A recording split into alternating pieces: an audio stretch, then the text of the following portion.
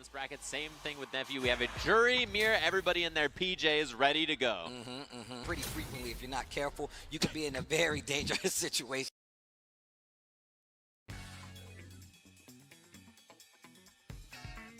Hello YouTube! Capcom Cup ended 3 days ago and none other than Uma, the Juri god of Taiwan, won the first place prize of $1 million.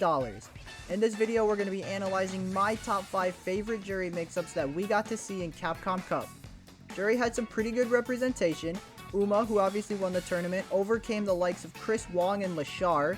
Nephew, who placed top 16, got to showcase a crazy way of using level 1 super. And DespairKing, who was sadly eliminated in pools, still got to show off some pretty cool Feng Shui engine combos. Long extension too. Is there going to be another drive rush? There is. Wow.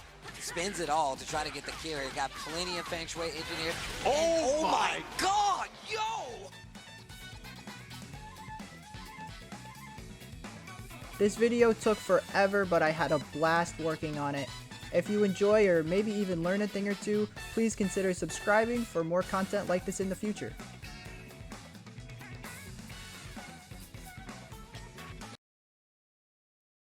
Drive rush canceling into overhead is an attempt at catching a blocking opponent off guard. We'll see Neff punishing Chris Wong for crouch blocking in this next clip. Now it's scary for Nephew. Well, he's pumping level 3 as well. No flinching, great defense so far. Good discipline here. And the overhead as well. He still has level 3 in the tank, and he's replenished his drive gauge here. No punish. Chris Wong still has his stuff to work with. Overhead opened him up, and that should be the round.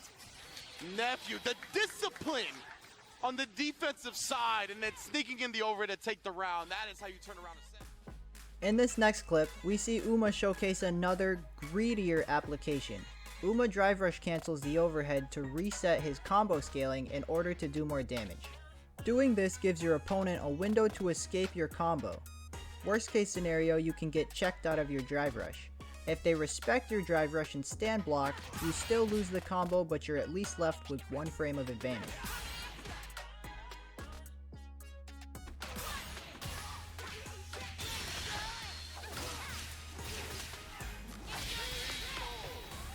However, if Juri were to instead convert into a true combo removing all risk, the scaling would lose out on about 1,000 damage.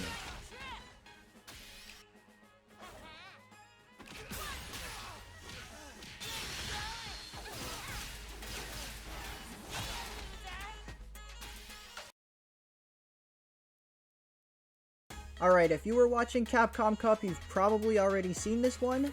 I'm pretty sure every single match that included a Juri, this technique popped up, and that is instant overhead to beat out throws.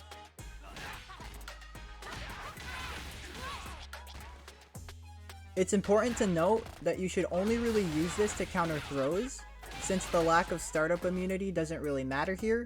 But yeah, it's more damage, it doesn't cost meters, and it looks cooler.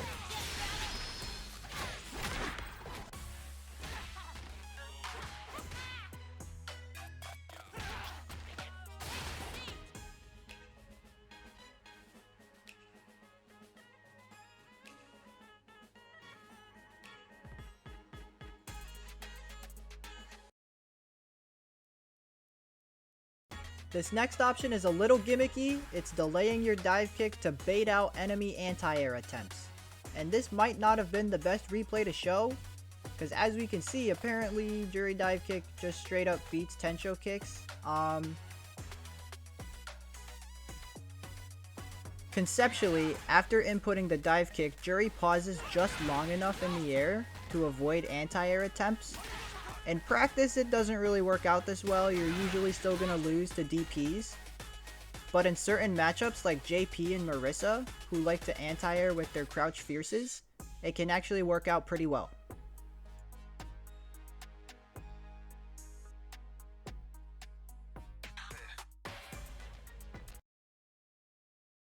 I'm pretty sure this next one is a Nephew original.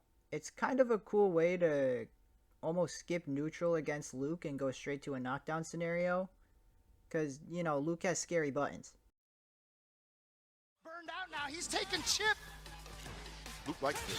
Here's a minus. He did it again! Oh, he gets that! Look at the distance! He's got to be standing at a distance for that super to hit. That's the second time. That's on purpose. It took me 3 days, but I finally figured it out. Juri's level 1 super is not projectile invincible, but if you activate it right before Luke's fireball would hit you, the animation causes Juri to low profile the fireball. This works because of how high off the ground Luke's fireballs are and doesn't work with any other character's fireballs. Regenerating. Checks him out. There you go. Safe cancel. Perfect. Gets us through. Oh, and he got How it. often have we seen that? We've seen Nephew do that a couple of times. Now Uma, he tried to advance a little bit. Got to wake up with an option here and then gets the grab. Uma hasn't done a DP yet, and he's going to actually go under the Sandblaster again with the Super Art 1 and chase him down. He's chilling. He's looking for a moment to cancel. He's Uma super building chilling. his gauge right back up. The dash! She moves so quickly that if you blink, it's pretty much over. This last option is not a mix-up, nor is it Juri related, but it's an extremely polarizing option that was prevalent all tournament. This is no secret by now, but drive rush checking is an extremely important option to have in your toolkit. I see most Juris use stand light kick or crouch medium punch.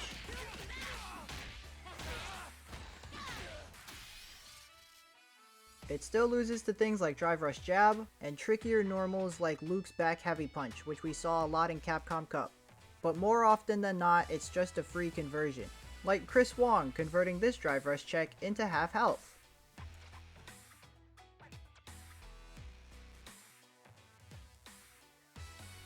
That's gonna do it for this video. If you enjoyed, please leave a like and sub, it would really help me out.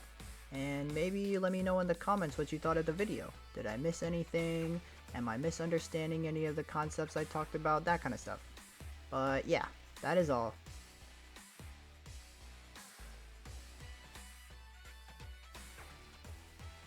Except for this last DespairKing clip, because his feng shui engine is clean as shit. Barely ended. Very fortunate. What the? That side? Uh-oh. Level 2. Uh-oh. Plenty of drive on top of it. Definitely going to get the corner here. Extension as well. Yeah, off the X dive kick. I love it. These feng shui combos are so cool. Jump in. Double jump on the overhead for the cleanup. 2